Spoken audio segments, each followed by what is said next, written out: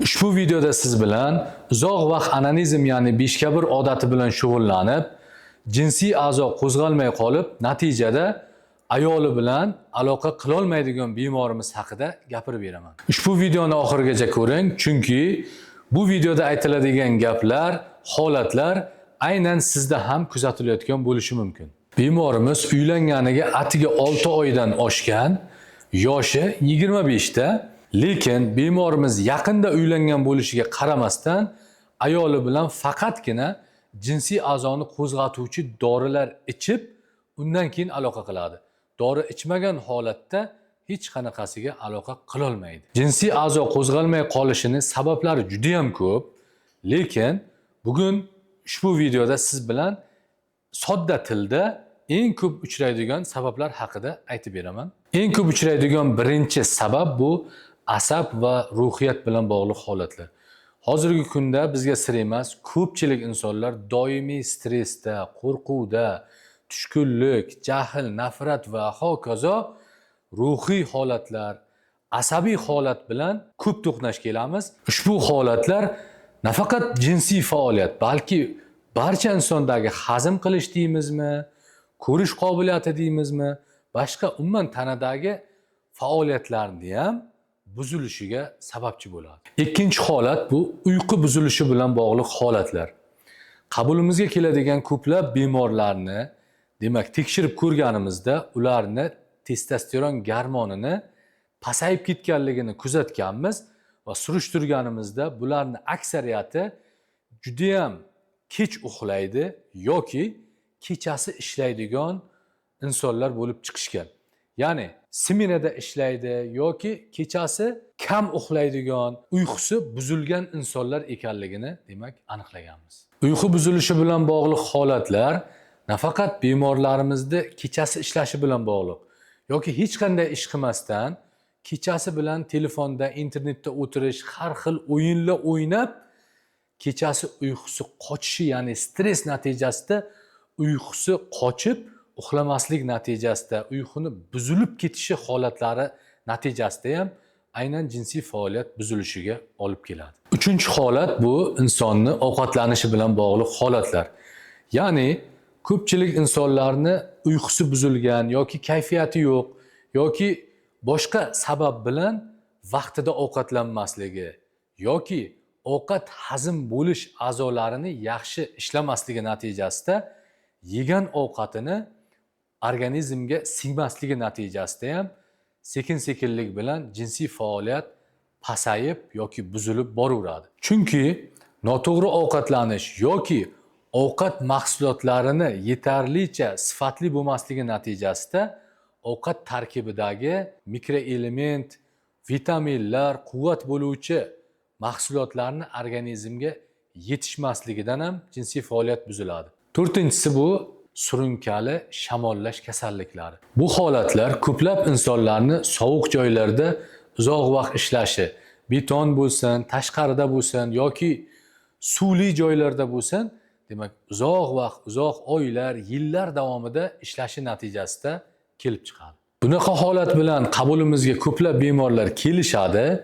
Bemorlarimiz demak davo muolajalarini olgan vaqtda shifo topishadi, yengilliklar his qilishadi, lekin yana xuddi shu holatga borib ishlagandan keyin, ma'lum vaqtdan keyin yana bu kasallik, bu shamollashlar qaytalanadi. Shu sababli doimiy ish joyini to'g'irlamasdan turib, sharoit qilmasdan turib, demak bu muammodan qutulish deyarli imkonsiz hisoblanadi. Beshinchisi, insonlar, ya'ni bemorlarimiz ichida juda ham ko'p uchraydigan holat bu jismoniy yuklamani yo'qligi.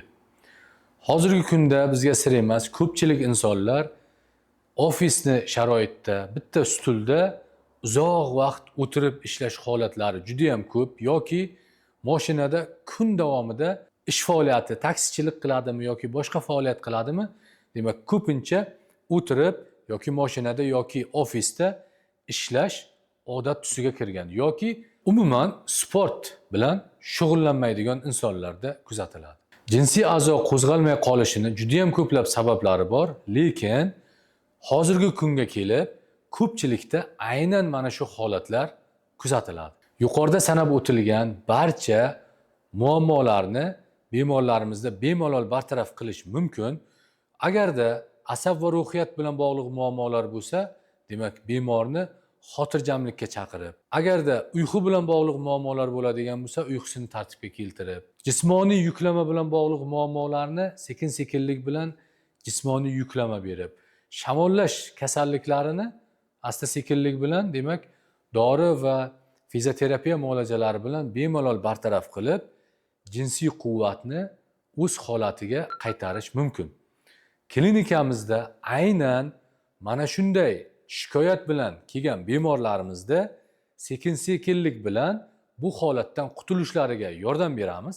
Qabulimizga keladigan bemorlar jinsiy a'zo qo'zg'alishi bilan bog'liq muammoga duch kelgan bo'lsa, birinchi bo'lib ushbu muammoga nima sabab bo'lganligini aniqlaymiz. Agarda onanizm, ya'ni 5 odati bilan uzoq vaqt shug'ullangan bo'lsa, shunga ko'proq e'tibor beramiz. Shamollash bo'lsa, uni bartaraf qilamiz. Uyqu bilan bog'liq, asabiylashish bilan bog'liq, jismoniy yuklama bilan bog'liq bo'ladigan bo'lsa, demak birinchi bo'lib shamollash va asoratlarni davolab olib, undan keyin jinsiy quvvatni, jismoniy quvvatni oshirish ustida ishlaymiz va oxirida esa aloqa davomiyligini uzaytirish ustida ishlab, demak bemorimizni jinsiy aloqa sifatini to'laqonli, yaxshi sifatli bo'lishiga yordam beramiz. Yuqorida aytib o'tgan bemorimiz ham uzoq vaqt onanizm, ya'ni 5 odati bilan shug'ullanib, shu bilan birgalikda demak sovuq joyda uzoq vaqt ishlagan edi. Va biz bu bemorimiz bilan birinchi bo'lib o'sha shamollashlarini va onanizm, ya'ni 5 odatini asoratini davoladik. Endilikda hozirgi kunda bu bemorimiz bilan ikkinchi etap, ya'ni jismoniy va jinsiy quvvatni oshirish uchun tavsiyalarni berganmiz.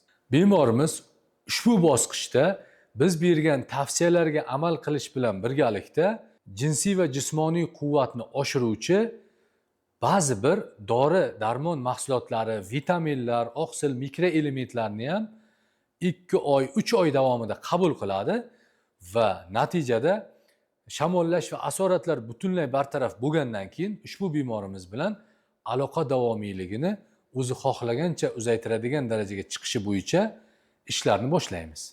Agarda sizda ham yuqorida aytib o'tilgan jinsiy a'zo qo'zg'alishi bilan bog'liq muammolar kuzatilayotgan bo'lsa, bemalol quyidagi raqamlarga qo'ng'iroq qiling yoki ijtimoiy tarmoqlar orqali bizga murojaat qiling.